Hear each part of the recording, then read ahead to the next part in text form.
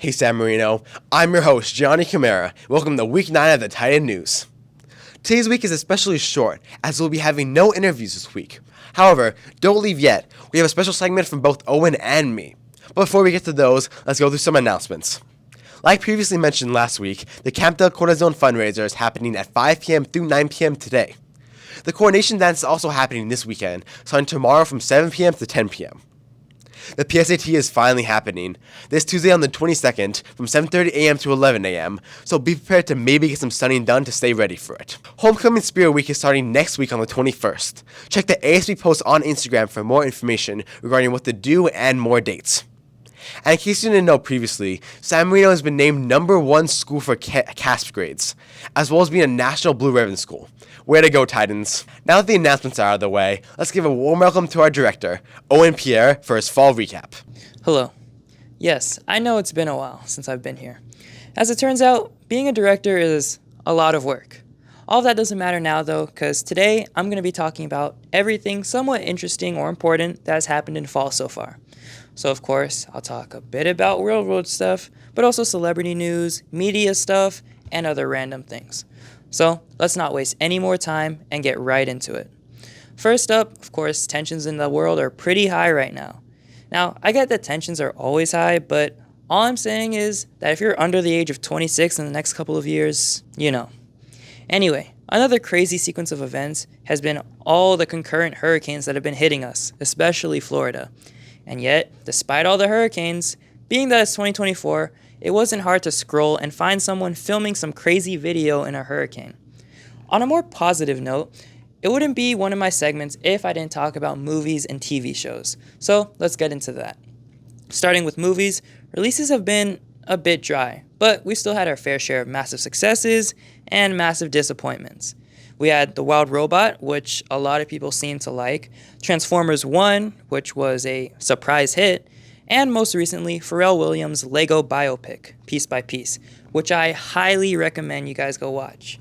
We also, unfortunately, had our annual terrible video game movie in Borderlands, as well as the massive disappointment that was Joker 2. In shows, a lot of highly anticipated premieres and additional seasons of shows have come out this season. We've had the release of the highly praised Fight Night streaming on Peacock, and Dantedon releasing episodes weekly on Netflix. And of course, I couldn't talk about fall premieres without talking about The Penguin, the show that everyone was waiting for as well as worried about. Fortunately though, the show does deliver, and it releases episodes weekly on HBO Max. For new seasons, we of course have the 4th season of the renowned Abbott Elementary, which releases episodes weekly on Hulu and Disney. And my personal favorite right now, Tulsa King, releasing weekly on Paramount+. On to celebrities, we got a decent amount going on. YouTubers Mr. Beast, Logan Paul, and KSI just came out with their new Lunchables copycat, Lunchly, where you get Prime instead of Kool-Aid and Feastables instead of some other kind of candy. They were, of course, met with a pretty negative reception and often made fun of for some marketing decisions. There's probably a lot more celebrity news that I could be talking about, but honestly, I just don't feel like doing any more research. And finally, something I found interesting recently is this cat on TikTok, Max2049. What's interesting about this cat in particular is that he fights a lot. But he doesn't just fight a lot, he fights everyone. He has an unmatched love of the game, so much so that some people online have started calling him the reincarnation of King Von. The cat even went to another cat's house one time just to stir up trouble. The only time he has ever run from a fight is when he saw a dog. It's kind of fun to imagine the dynamic between the cats in the neighborhood and the possibility of something like one of the cats hiring a dog as a bodyguard or something like that. Anyway, that was just something random that I thought was funny. And with that, we are done with the kinda halfway through fall recap. I hope you all have a great rest of your morning, evening, or night, and I'll see you all next time. Thanks for that, Owen. Now, let's welcome yours truly, Gianni Camera, who is doing a segment on current events, and specifically this week on Hurricane Milton. Hey Titans, this is the first time I've done a non-anchor part in a long time. I had an idea to do a current events segment, so I may not be here every week. We're here today. Unfortunately, I'm here to discuss a rather depressing topic, Hurricane Milton. Partly to inform viewers, and partly to offer my condolences towards the victims, I wanted to film a segment telling everyone what exactly Hurricane Milton is, and especially how it affected its victims. Hurricane Milton originally formed in the Gulf of Mexico, and rapidly grew due to the warm temperatures and atmosphere. In just 1 week after it formed, Milton grew to a Category 5, with winds of 180 miles per hour and a minimum pressure of 897 millibars. When it struck Florida as a Category 3 hurricane, it caused widespread damage, tornadoes, and floods. In total, the damages are an estimated $35 billion.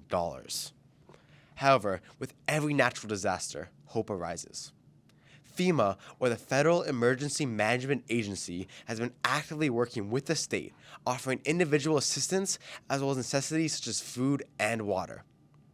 Operation Blue Roof, charity involvement, and other organizations are all working together in order to help provide care and help towards the affected individuals of the hurricane. And not only has this hurricane been a devastating event that has affected so many people, but it's been a way for us to be able to put perspective on the devastation that be caused by nature. If you want to hear more about Hurricane Milton, make sure to keep an eye out on the news for more information regarding it, the relief efforts, and more. Back to you, Gianni. Thanks, Gianni. And thank you for watching this week's special episode of Tidal News. Make sure to tune in next Friday for more interviews, hopefully, and more information regarding the school. But, as always, you stay classy, San Marino.